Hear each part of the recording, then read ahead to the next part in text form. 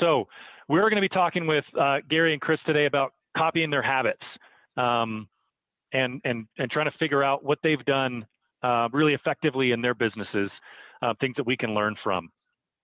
So first, I want to start with a poll. What is your role? So those attending, what is your role, or what best describes you? And here you go. So 2 questions in this poll. What is your role? What best describes you? That'll help us understand who to speak to as we go through some of these questions. I'm just going to give everybody a minute here to answer that. And while everybody's responding to that poll, I want to talk a little bit about habits and accountability. So, Kris, let's start with you. What have you done in your team to create a culture of accountability, and how do you think about accountability? What does that mean to you and your team?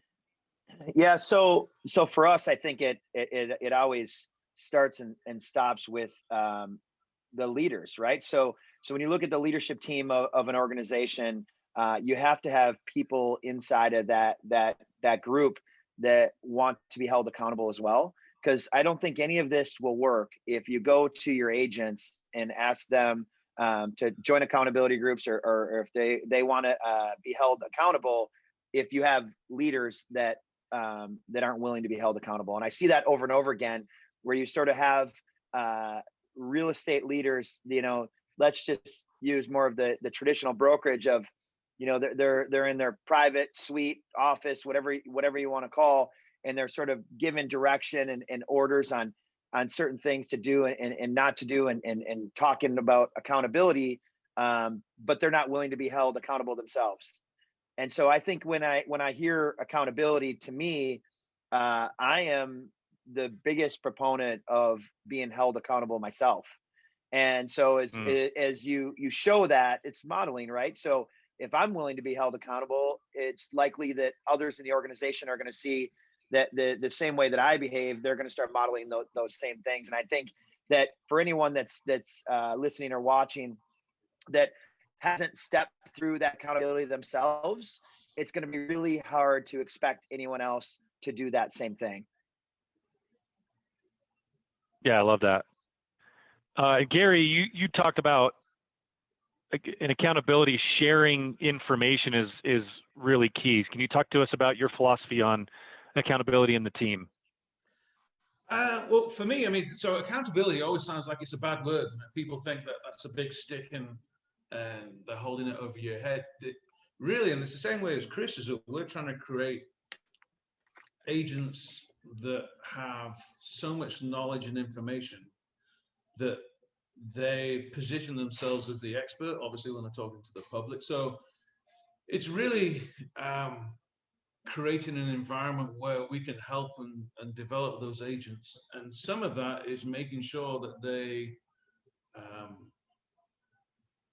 meet or match their goals and do certain tasks. And so if they don't, that's the accountability. And that's making sure that they do follow up with certain things and do what's best for the client. So the way that we've done that is just setting up accountability groups that are all self-generated, self-directed. I think it's not something that we're holding over their heads and saying you have to do this.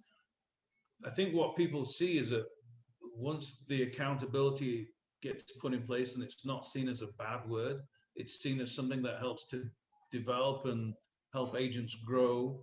And like Kris said, most people will will thrive under accountability, and it's just got to be seen from the top down. So agents have seen other agents that have done well. They've gone into these accountability groups. These are things that Kris and I both work with John Cheplack. So John's got these amazing systems in place to hold people accountable, to help with productivity, and we've been doing that for a couple of years now. And like I said, it enables people to focus on themselves, to see that, I should have done that. I should have done this, should have done that, and setting up those environments where there's checks and balances. So it's accountability, but it's not a big stick. It's just helping people make sure that they take advantage of everything that we're offering in terms of the education, the knowledge that they can then impart to their clients, so they're setting themselves up for success, essentially. Yeah, and Dale, I totally agree with Gary on the word accountability, right? When people hear the word accountability, it's always interesting what the assumption that they make or the way that they respond to that word. Whereas is what you see is people that are really growth orientated or really open minded to wanting more. That word accountability, they want more of it. They want more of it, and so inside of our organization, accountability to our agents, because we only hire the best, is they actually want accountability to change their life, not to sell more homes. And if they're good personally, they're going to do far more professionally. And so what we see is because of the brand that we've created our market, and Gary's situation in Tennessee is the exact same thing, is that the people that come into your organization want more of that, and when you look at people that are changing careers, changing industries, or coming from another brokerage, they're in some sort of transition in life. And when you look at high performers, even in transition, they want more accountability. And one of the first things we say when people join our organization is, if you're here to sell houses solely, you're in the wrong spot, because this accountability is going to change your life. And so what we've been able to do is, especially in 2020 with so many challenging things going on, we've been able to offer accountability virtually in a safe way, and it's been highly effective. Now, being a broker in Colorado, Wisconsin, and Minnesota, we've been effective in doing that. But kudos to everyone in my company, from the staff to the agents and everyone else, because Gary and I happen to be the leaders of these organizations, but these accountability groups are about those people, right? It's the commitments that they make. It's not the commitments that we make. And I think often we get confused on what accountability actually means. Accountability isn't telling someone what to do. Right. Accountability is the agent or the staff that are actually stepping through those challenging times and making a commitment to everyone there, everyone in that group, everyone in the company. And at the end of the day, they're the one that gets to own whether they follow through with that or they fell short. And so when you create a community like we have, it's a safe environment, and you have high performers. High performers are going to continue to push and raise the bar higher. And that's what we found with the way that we've incorporated accountability. And accountability, I love like that. Kris was saying, it's not about selling houses. Accountability is stuff that we're doing, the self-directed groups, they're setting their own goals, and they're asking the other agents to hold them accountable. So it doesn't necessarily have to be selling homes. It can be going to the gym, maintaining their diet, helping out their kids, helping in the community. And then it's just making sure that the other agents hold them accountable. And then people see that when they get these little wins, it helps them grow and become more confident. And then that's like changing that perception of the word accountability. It's a good thing to help people grow. Yeah, and the last thing I would share on that too is for everyone that's listening, whether they're part of a team, a broker, whatever it may be, I think the only way that accountability works well in an organization is if you really have a conversation around the type of mindset that people have, right? If you have more of a scarcity mindset, you're not going to step through the door of accountability groups or wanting to be held accountable or wanting more. But if everything's more of that abundance perspective, like I'm always trying to get better on this journey of growing as a leader personally and professionally, that's how you get through that. And I've always found throughout the years of our journey at Kris and Gary Real Estate is that the people that end up in that scarcity mindset of like, oh, skeptical, I don't need this, I don't need that, I don't want this, those are the ones that typically struggle in the industry. The ones that show up and go, hey, like this is an opportunity to learn and grow from others. Because the reality is that especially this year, we all have a lot of the same challenges. It's just a choice if we want to be open and honest and share that vulnerability, or if we just want to keep it all within and have that more scarcity mindset where we're looking for problems. Where it is in our organization, we only want people that are looking for opportunities and have that abundance mindset where they want to continue to grow. I 100% agree. And you both talked about being transparent as well, and that helps a lot with accountability, because I know both of you are, you're doing a lot to provide leads and brand awareness in your markets for your agents, to help the team thrive. How does that transparency tie in with the accountability that the team feels?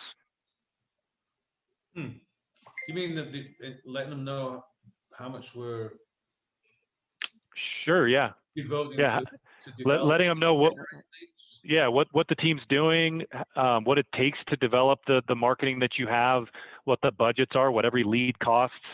I mean, what kind of transparency do you have on the team with that kind of thing? So that's something that's why I got Scott, because Scott knows how much we're spending on these different lead sources.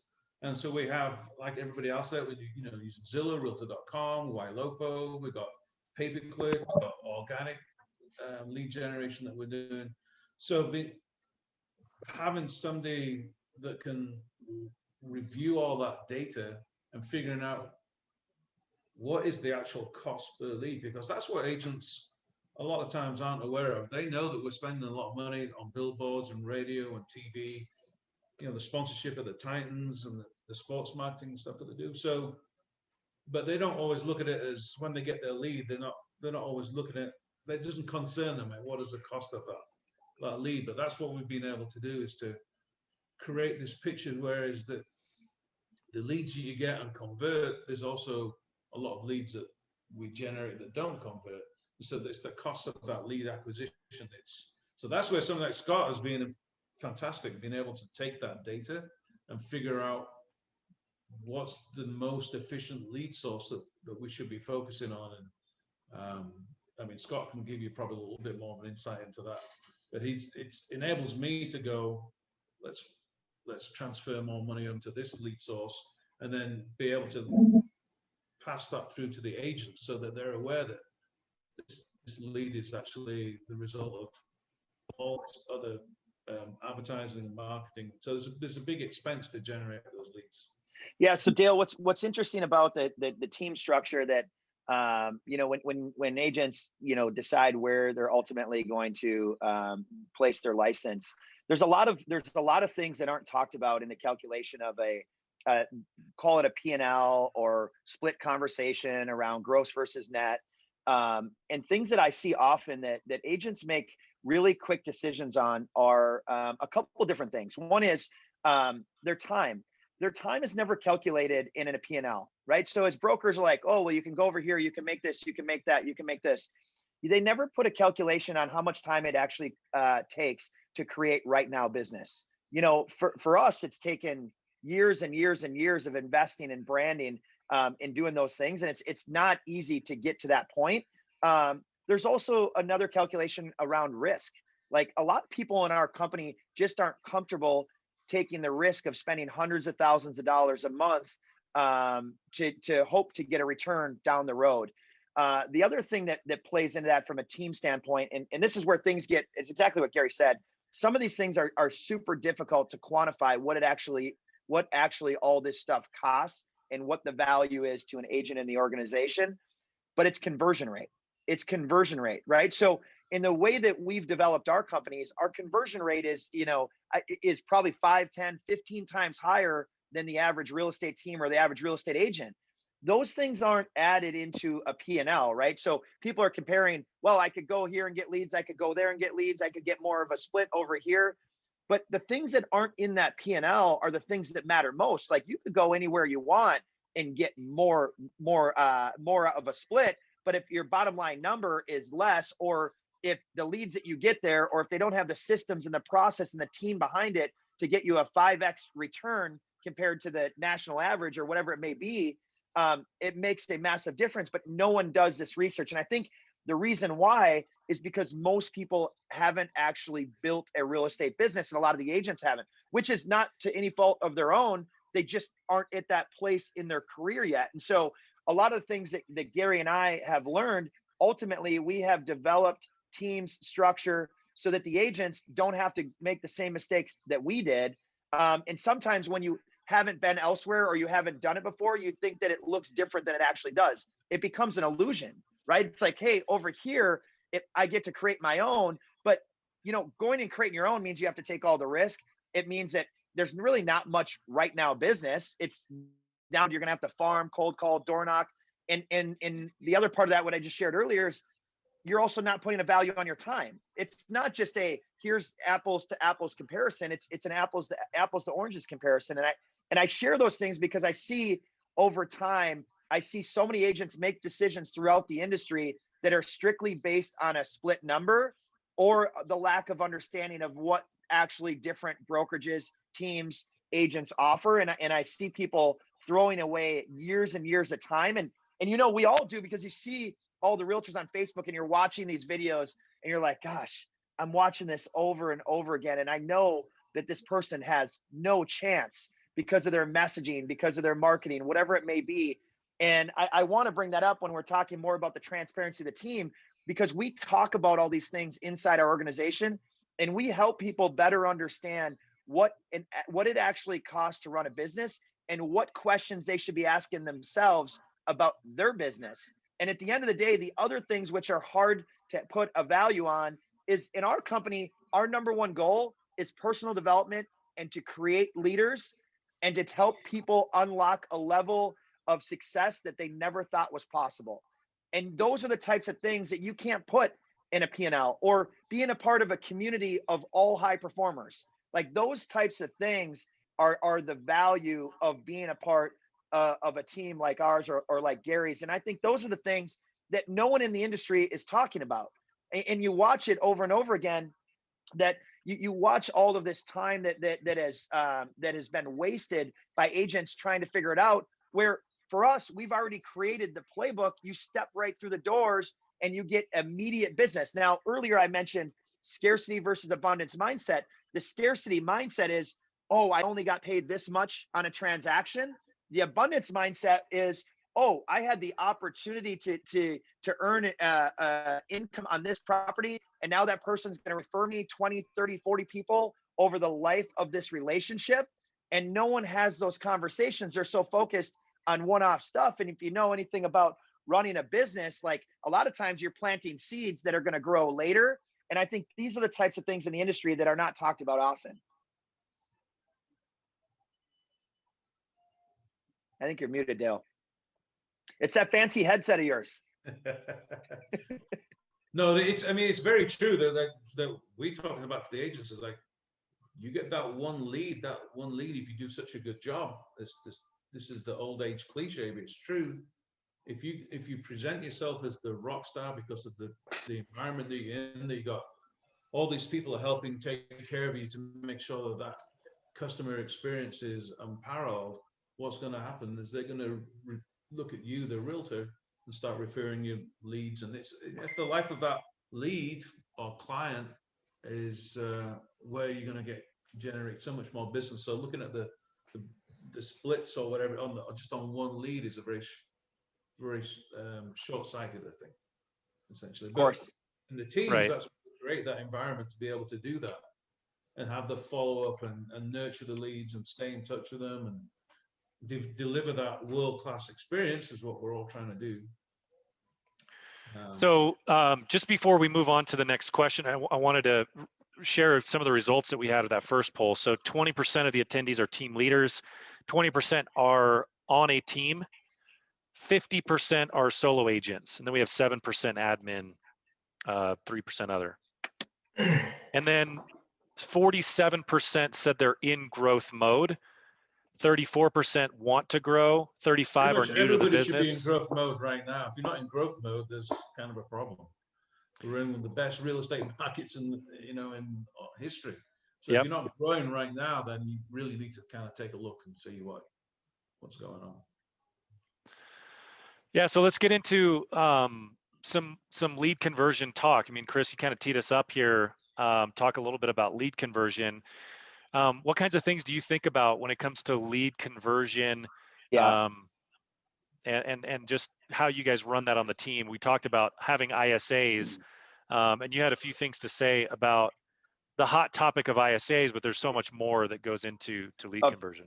Of course, for us, and I mean, Gary and I, we run very similar models, but ISAs is a very that conversation. I believe if the sole focus, if you have a team or a brokerage and you're just starting to incorporate ISAs, you're behind. I'm not saying that you can't catch up. You don't have to be first. You just don't want to be last. ISA, I see Patty asked a question there. ISA is an inside sales agent. When an opportunity comes into an organization, they set appointments for the agent, and then the agent shows up to the appointment, which we have done really well inside our organization. That process is dialed. What matters far more than that is that you actually have agents that are leaders that show up and add a ton of value. And that comes from training first. Like, having the best training in the country is what we strive for.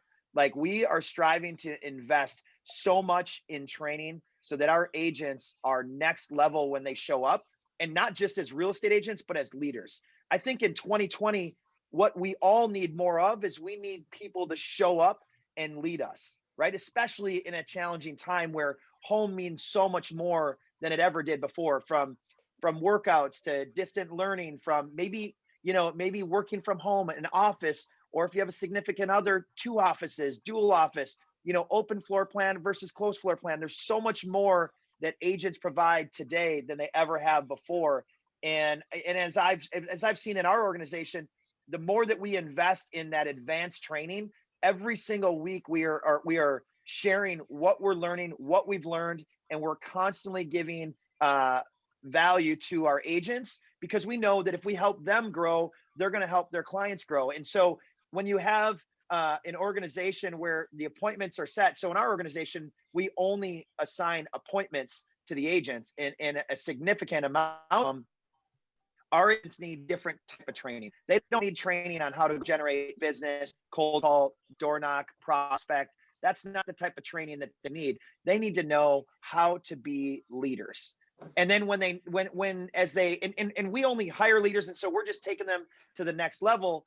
Then there's the second part, which is the real life experience that's happening right now, right? And so that's where what we've done is we've started to take our top producers in our organization, if they're willing and if they fit the assessment that we're looking for, we are promoting them to sales managers, and then they get to lead other agents in our company, and they've been super successful. So then they get to share best practices and the things that worked well for them.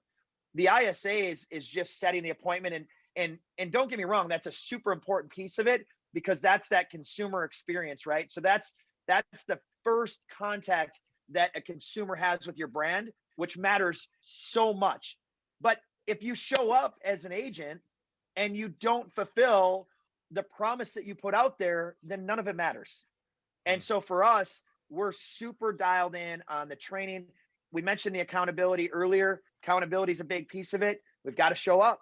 We've got to show up when we set an appointment, right? And so that's the way that we've done it well. And I'm not just saying basic training. I'm talking about really advanced training on how to be better human beings. Because like I said earlier, if you're better personally, you show up better professionally.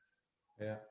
So it's funny because even though we have the same systems, the same philosophy, we do things slightly differently, but essentially the same. So what we've done with the ISAs is the ISAs are actually all licensed, so they can actually legally talk about the property. So we're doing the same thing as, like Kris says, we're handing out qualified appointments rather than asking the agents to make those calls, to set up searches, to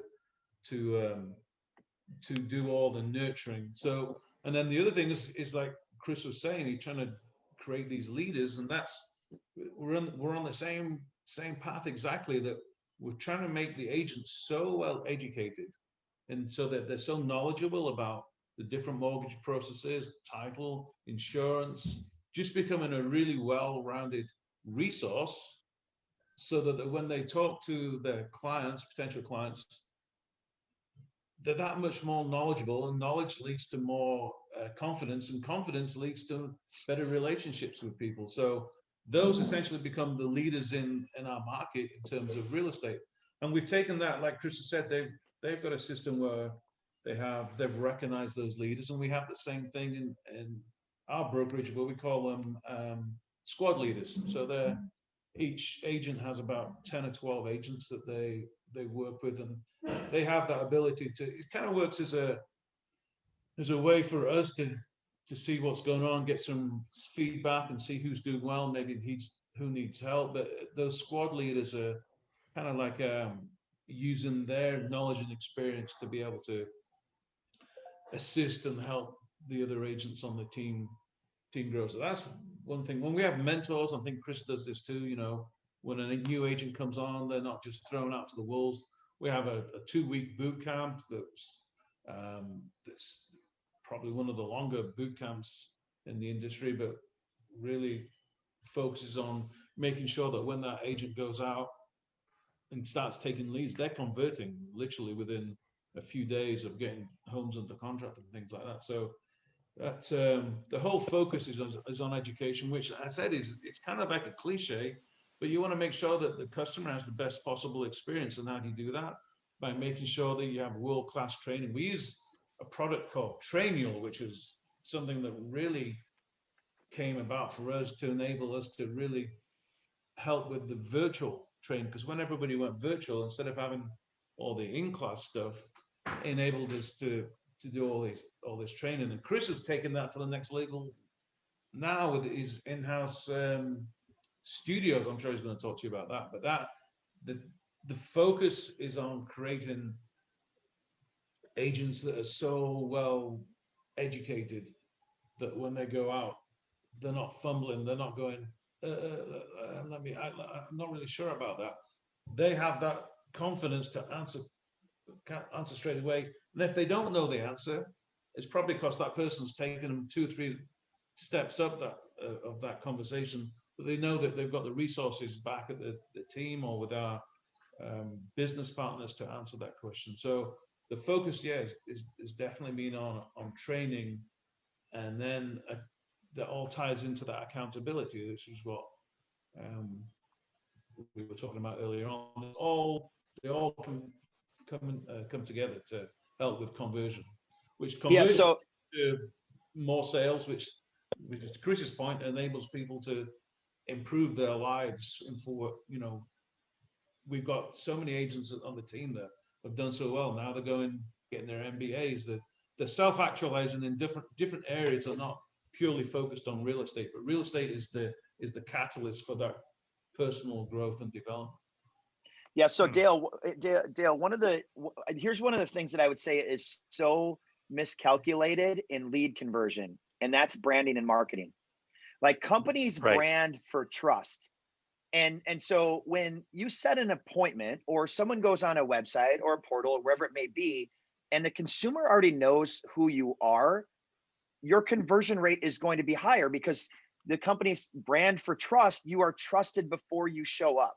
And I think it's one of the areas that is so miscalculated in the industry because, when you think about the different brokers, there's so many, local real estate brokers, national real estate brokers, and everyone's talking about brands and, we're well known, we've been around forever, we've got a centennial brand, whatever it may be. And I would just say all of the agents that are watching, ask the broker to show you how they're creating a brand, right? Ask them what they're actually doing. Is it just the for sale signs in the yard that their agents are placing on behalf of the broker? Is that the branding that they have? Or is there something else that they're doing?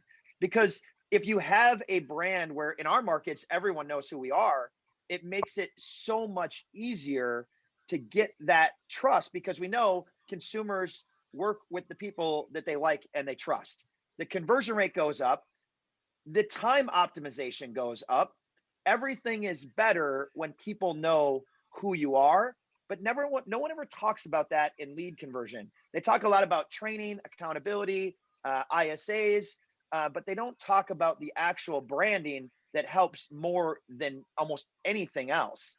And so as you look at the industry, there's all these conversations. There's, 2020, I think there's been some movement in agents, and there always is this time of year. No one is looking at that all they've been sold is that this other brokerage has a brand. The question that no one ever asks is, show me. How do you have a brand? What are you doing? What does it look like? Right? Because those things are also things, like I mentioned earlier, that aren't in the P&L. They're not in the P&L that, hey, when I show up, they know who I am. They know who we are.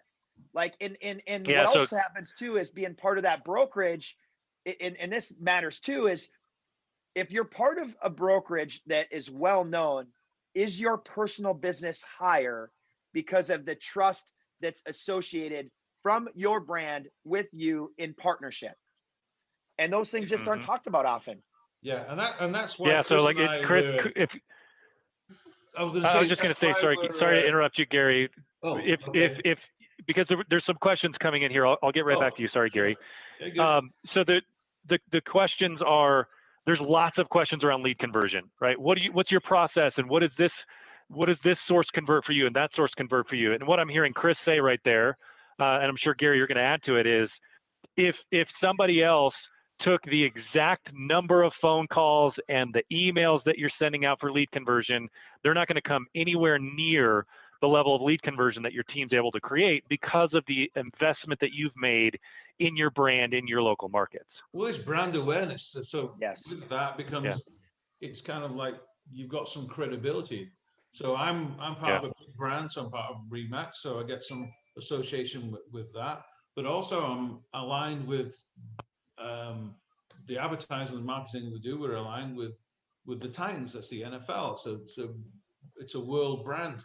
So just being part of that and being associated with that has that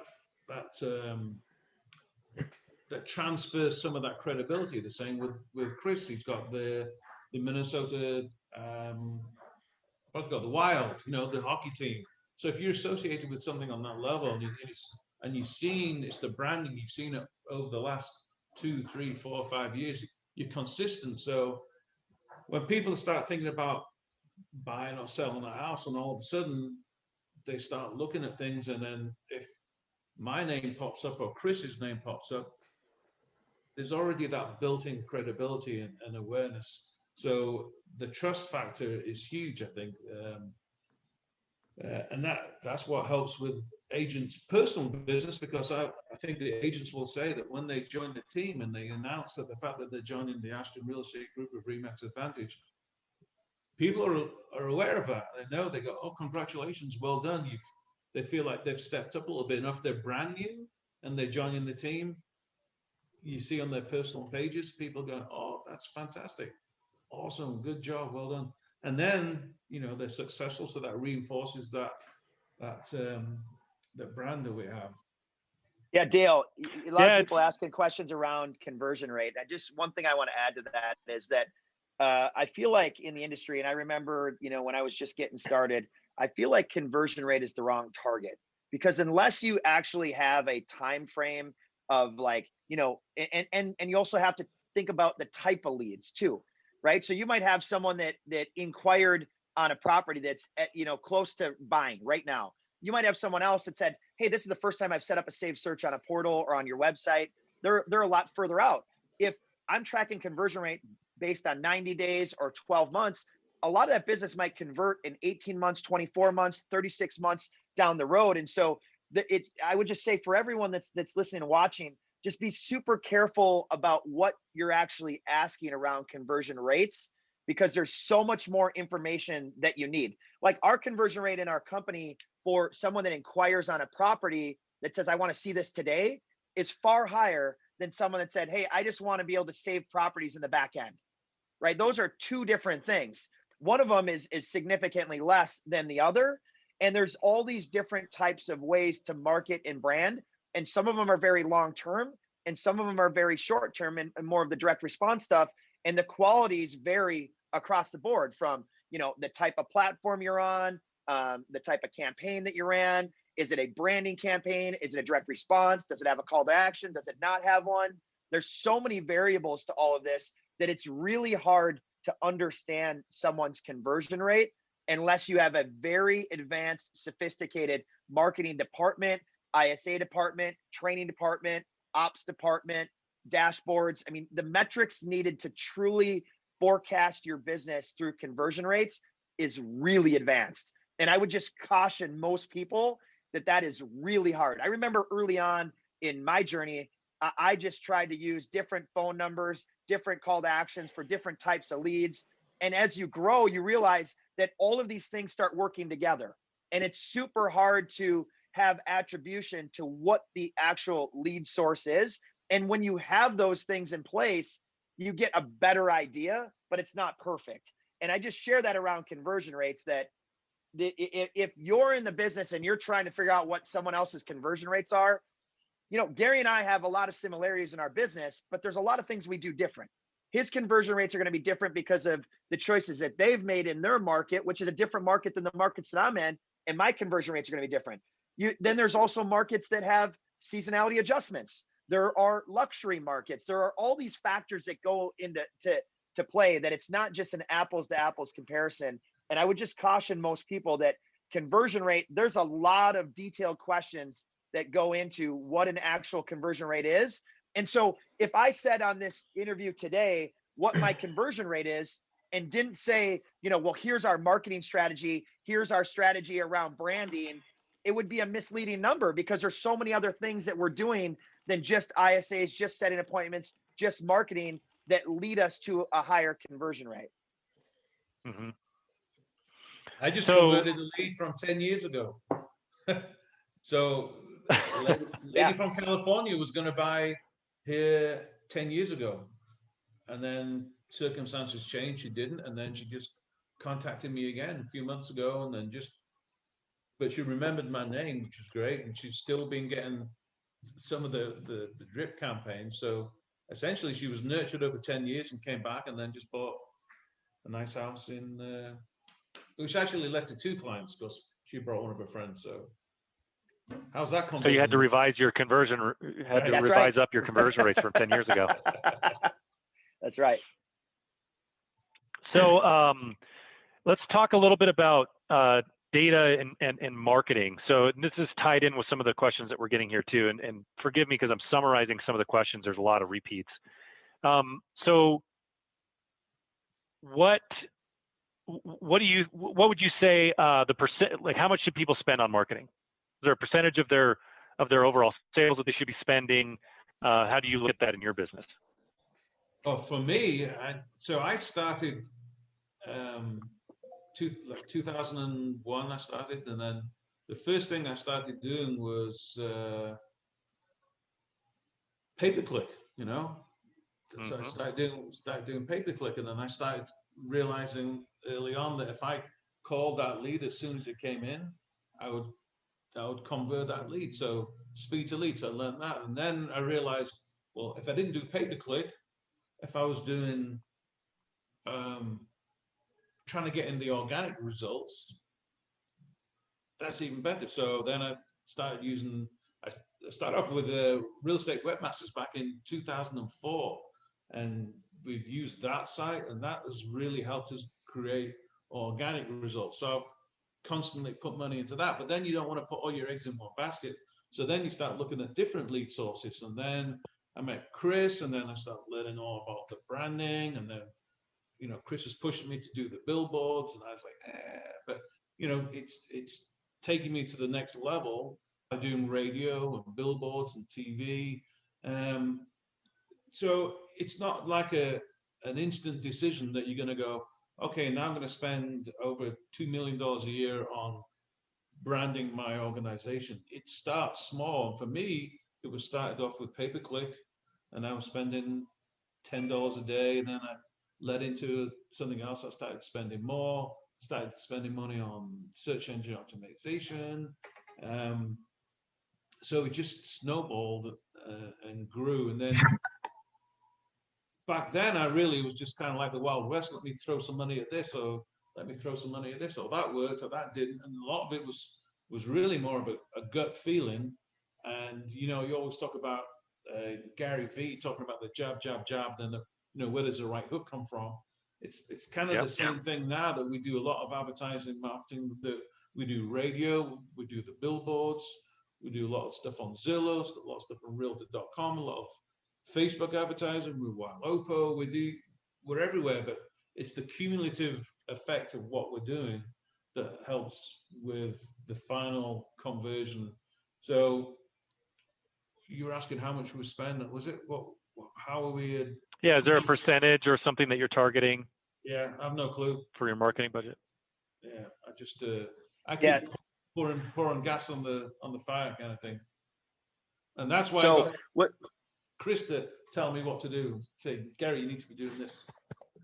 It's true. So what's there's a lot of things that come into, as I'm looking at the question around scale and things like that. I think risk tolerance is one that comes to mind. Everyone has a different risk tolerance, right? So and I just recognize that what we have done is not the only way. There's a lot of different ways to be successful, and we were both really successful as individual agents. We made a choice to go this path, and I think for those, and I think you said there's a decent amount of individual agents here that some of them want to be teams like ours, and some don't, and that's okay. There's a lot of different ways, and I think asking yourself questions around the risk is a big part of it. The other thing that is I look at the journey as creating a small team to a larger team and a brokerage, is when I think about where we're at today and where I think about where we were when we first started as a team. Most people that go start a team actually make less money. They actually make less money than they would if they were an individual agent. What they get out of starting a team are different things that aren't money, like being part of a team, being part of positivity, the things that as a solo agent, that loneliness and not being able to celebrate with others, those things aren't there. And so the choices of starting a team aren't always more money. And I think that's what has been a little bit misleading around our industry of thinking about, like, oh, the team wants to do this, they want to do that, they want to make more money. That's not actually true. They want to be around other people. They want to help others not make the same mistakes that they made. They want to be a part of something bigger. It's that sense of community, and that's very prevalent within the team, is that they know that it's kind of like they have resources, they have other agents, and when somebody gets sick or somebody gets called to go show at home, but they're actually on vacation, they know they've got the resources within the community that they were in to help them out. We've had agents that have joined the team purely because of that. They're successful, but they like that community where they, like Kris is saying, you can share those wins and then get help, and you have the resources to get you out of a bind. Or if you got, that 3 clients all decide to come the same weekend, so then you need somebody, hey, can you help me show a couple of properties here, things like that. So that's a big factor in the value of being part of a team too. Of course, and then there's also other factors in scale that need to go into consideration for people as well. Like, do they, what type of budget do they have, right? We know that a lot of different types of branding and investing in emerging leaders, like that's way down the road, right? We know that we're actually not going to get a return on that for quite some time. And so what I would say as we think about scale, because the only way to scale is if you have business coming in. Like, if you don't have any business, you don't have any revenue, you can't scale, is you have to own something, whatever that is. If that's your neighborhood, your backyard, whatever that is, you have to own something. One of the mistakes I see most people make is that they end up doing something for 2 months, and then they do another thing for 2 months, and they're all over the place, and they don't own something and stick with it. You see it often in all of business, and I think it's a way that you will never get to the next level in scale unless you stick with things. You have to stick with things when they get tough, right? And so for us, like, it is, as being a team leader and a broker, the investment in people and watching people flourish and grow and challenging them like they've never been challenged before, it's what I live for. Like, it's what I live for. For anyone that thinks that I'm on this path to sell X number of houses and there's more money coming in or whatever that may be, is completely misled that that's the view of a team leader. The things that we're doing for our communities, and when I say communities, I don't just mean the clients and the people that support us. I'm talking about the agents in our company, the staff in our company, their families, their friends. Like, that's what life is all about. And in 2020, when it's been so challenging to have a sense of community, that the people in our organization are a part of something bigger, and they have something that they can look forward to being a part of, and that connectivity in 2020 is something that most people don't have right now. That's what being a part of a team is all about. Yeah, and scaling up doesn't just mean adding more agents either. And I know what we're looking at in, what we see in our data and in conversations, we all know people that made a lot more money at 5 agents or 10 or 20 agents than they did at 50 or 75 or 100. And so there's not necessarily just a linear path to scaling and profitability. There's other things that you can do that are investing in the long term versus the short term. Yeah, that's one thing we're always looking at, because as you scale, as you grow, you have to anticipate that growth, because if you're growing at such a rate and you have all these services, and then you start taxing and overtaxing the contractor close staff, the accounting department, you've got to gear up to anticipate that demand so that those people don't feel like you're flogging them to death. So again, you have to invest in your business and speculate, which is kind of what Kris was saying. A lot of people don't like to do that, because that's a risk again, because what if that projected growth all of a sudden doesn't happen, like in March, when I thought we were going into the zombie apocalypse for a while, and we had all this machinery, and we're like a big tanker, we're going straight ahead. And that is probably one of the benefits of being a smaller agent. You kind of like you're in a speedboat rather than being in a tanker. So that's one of the benefits of being a smaller agent, I guess. You can change quickly. So I'm not able to launch the next poll for some reason. It looks like there's a glitch in Zoom. It won't let me launch it. But I'd love to hear from you in the chat. What's the one habit that you want to master in 2021? Those that are attending today, what's the one habit that you want to master in 2021? So please share that in the chat with us. And then, Kris, I'll start with you. What are you and your team focused on? What did you learn this year in 2020? You mentioned it was a tough year for all of us. What did you learn, and what are you doing differently in 2021? What are you cutting out? Yeah, we're not cutting anything out. We're just we're investing even more in our people. And we're going to continue to invest in our people. Marketing, branding, like those things, we've been fortunate to do really well in those. We're going to continue to invest in our people. We're continuing to help people unlock another level that they never thought was possible. And what I love about everyone in our company is just watching like how hard they work and how much growth they've experienced personally. I love it. Like, I live for it. I love the questions they're asking. I love the challenges that they're giving to other people around them in our community.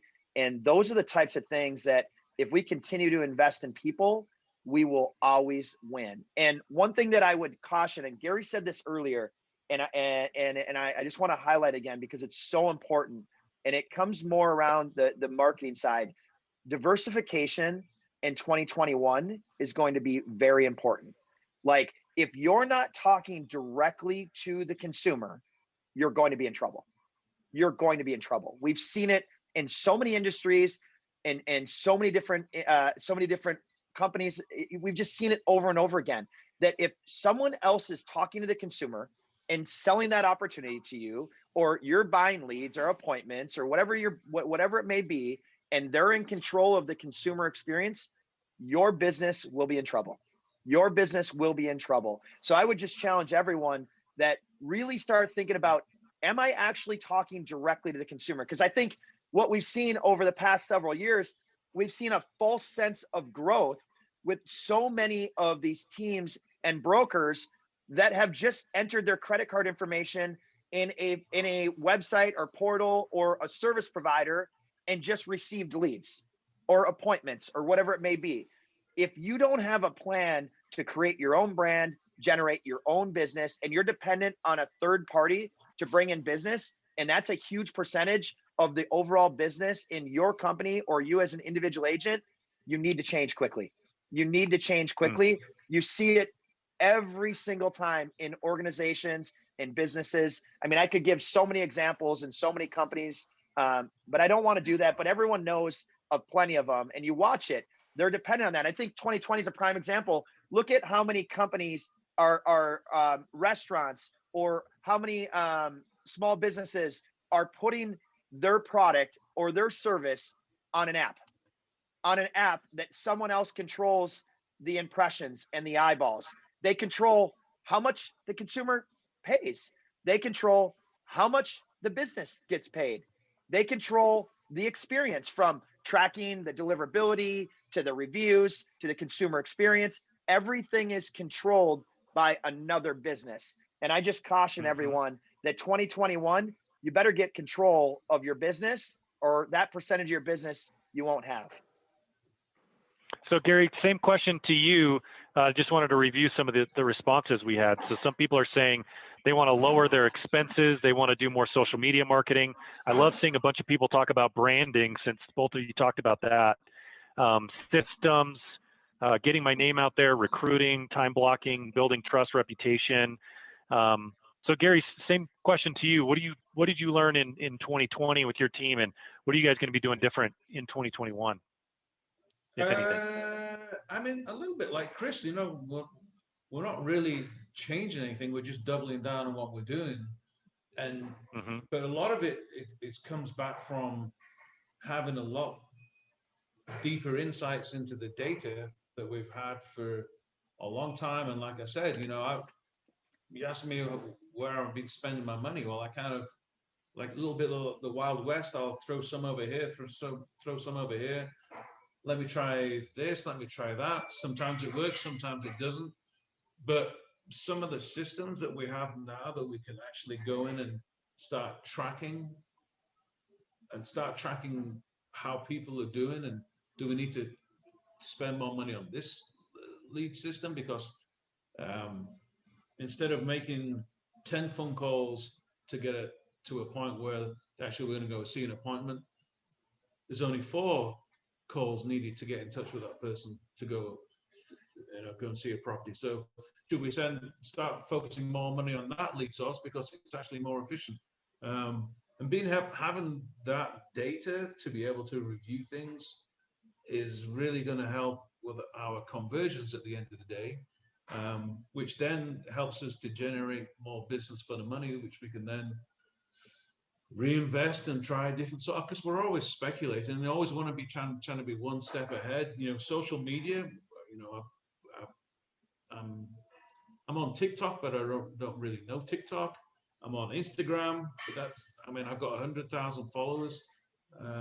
Is that generating me any leads yet? Not really, but it's the investment in trying to grow that side of things. I know Kris is big into TikTok, so you just trying to stay ahead of the curve a little bit. So in terms of what are we going to be changing, I think that what we're doing is creating so many more lead sources and opportunities for the agents. So we're just trying to recruit, but be extremely selective in who recruit, and then train and make sure that those people are good ambassadors for us and for working with clients. So, but it all comes back down to that, having that access to the data to know where I should be spending money and what's converting at the best rate. Yeah. Love it. So real quick, I just want to, before we wrap up, I have another question or two for each of you, but I wanted to just quickly share, so we're coming to the end of the time here. For everybody watching, if you're interested in changing your systems up a little bit, if you want some help exploring different opportunities, I mean, my team and I are very well versed in the technology landscape, what's available out there, and what might be best for your team given the circumstances and given some of the priorities that you might be working on now.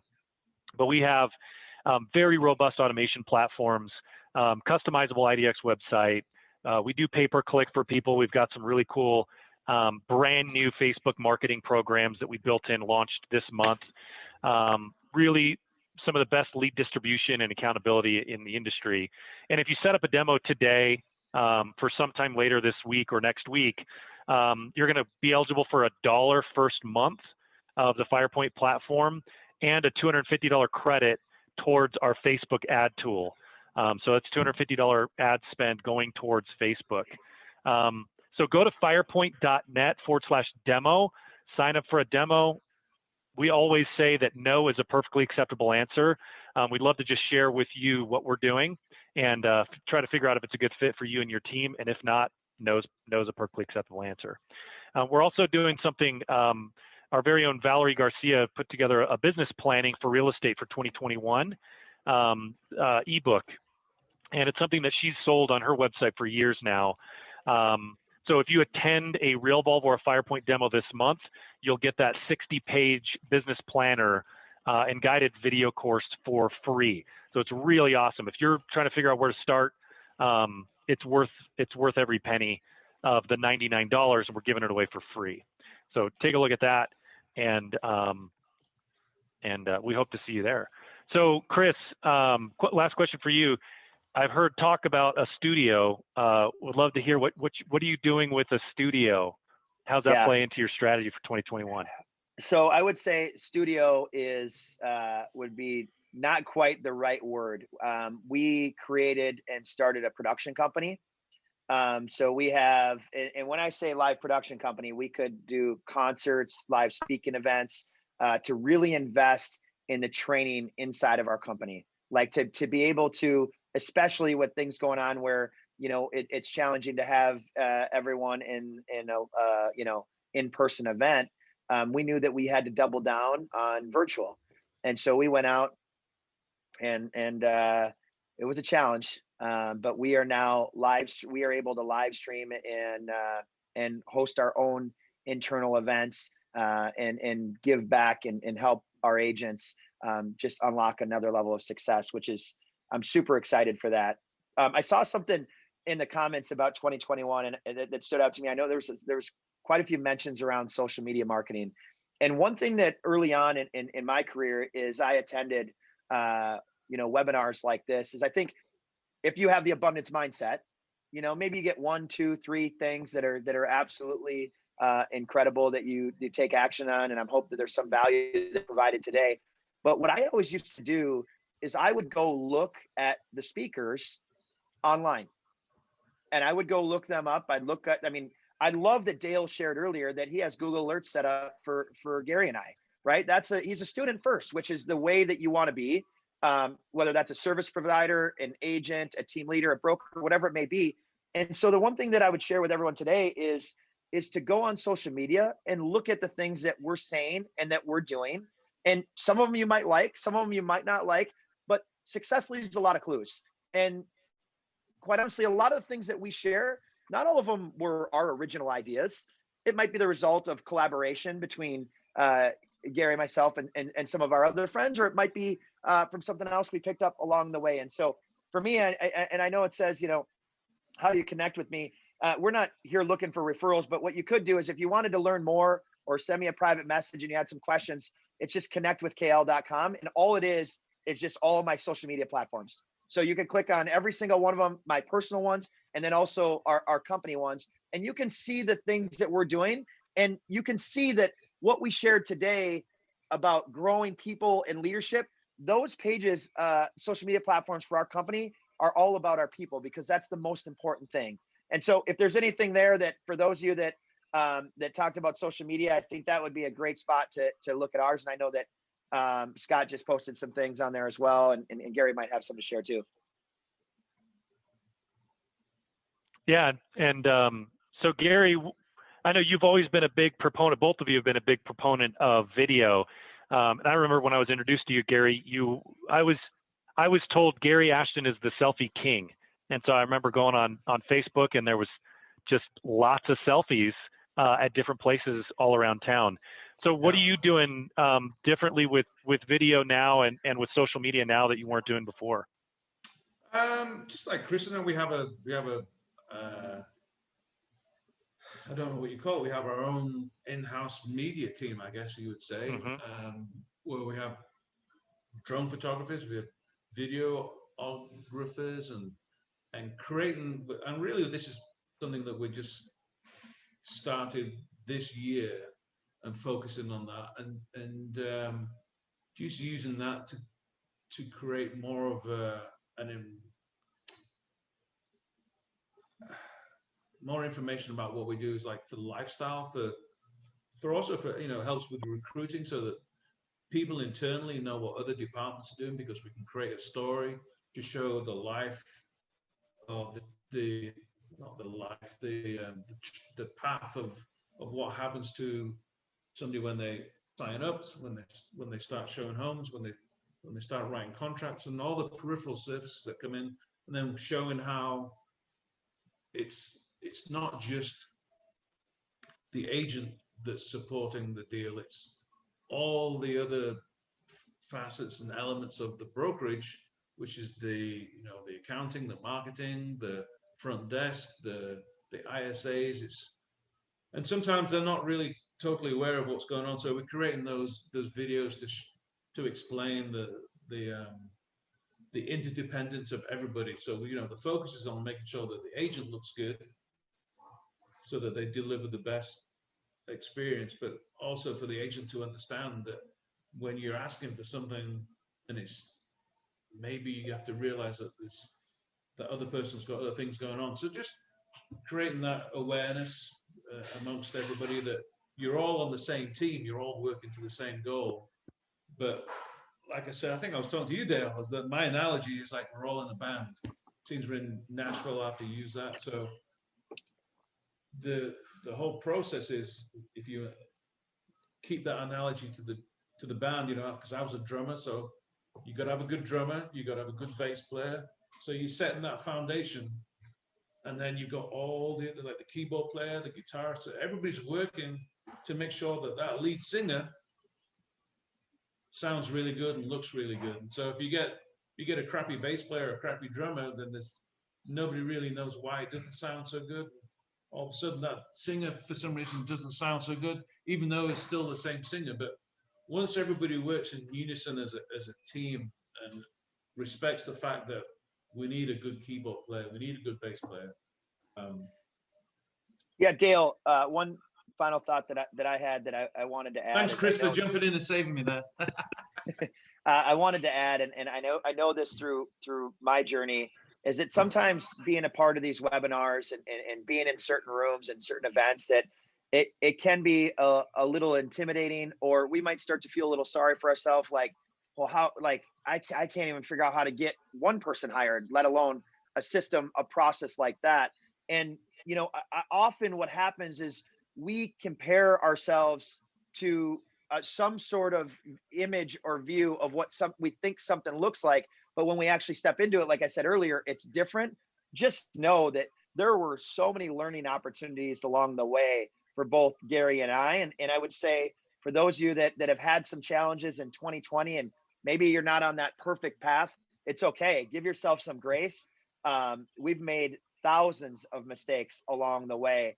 I want to make sure that people understand that this path has not been a straight line. And I just want to share with everyone that it's okay when it's not a straight line. And sometimes those moments or those challenging things that maybe came up this year for you, those are the greatest growth moments of your life, of your career. Sometimes it doesn't feel like it when you're in it. But I look back at the mistakes that I made along the way, and the failures I had and the learning opportunities. Those were the greatest moments of my career and of my life. And I would just congratulate everyone that stepped through and sat on this webinar and took notes and took action and did some of the things that we shared today. Because if you are a student first, you will get there. And it's not a straight line journey for any of us. And I just bring that up because I remember what it was like when I was just getting started, and I heard someone, I couldn't even fathom creating a business or getting to that place in a business. And you just keep moving forward one day at a time. And some days you have setbacks and other days you're moving forward. But I just wanted to share that with everyone because I know that it's not an easy journey. It wasn't easy for either of us. And we have challenges every single day. Well, thank you so much for all the words, Kris and Gary. Thank you so much for joining. I'm humbled that you took the time out to spend time with us today and share your knowledge. So thank you again. We put in the chat there ways to get hold of both Gary and Kris via social media, et cetera. So check the chat there. I know Scott left his email address there if you have any questions about ISAs and some of the other things that they're doing. They are graciously happy to answer your questions. So sorry we didn't get to everybody, but again, thanks for joining us. Go check out firepoint.net/demo. And big thank you to Kris and Gary. We will see you guys on the next one. Thank you so much, Dale. I appreciate spending time with the community. See ya. Bye for now. Christmas. Merry Christmas to everybody. Happy holidays. Happy New Year.